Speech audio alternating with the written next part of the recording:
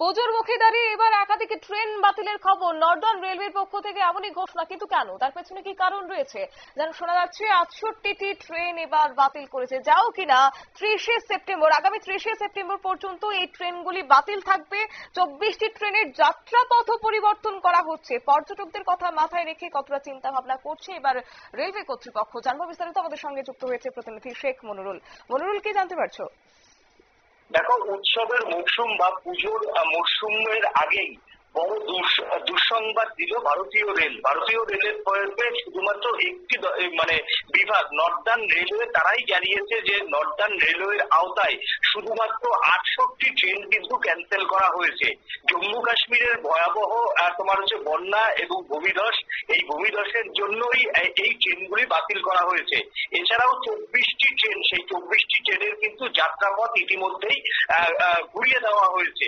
তবে জম্মু কাটরা এবং দিল্লি বৈষ্ণব দেবী, এই দুটি ট্রেন আপাতত জম্মু পর্যন্ত চালানোর সিদ্ধান্ত নিয়েছে।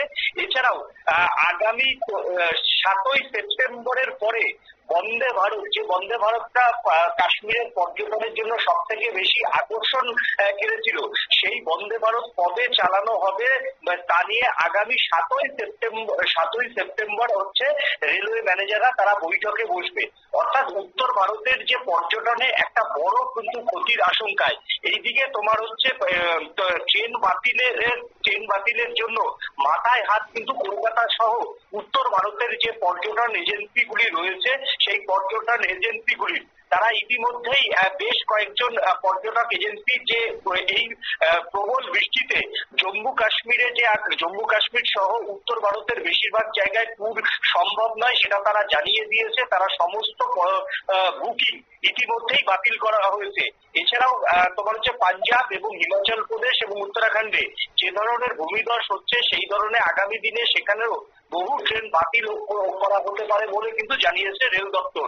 আর পুজোর আগে এই যে ট্রেন বাতিল, তাতে সব থেকে বেশি লসের মুখে পড়বে পর্যটন ব্যবসায়ীরা।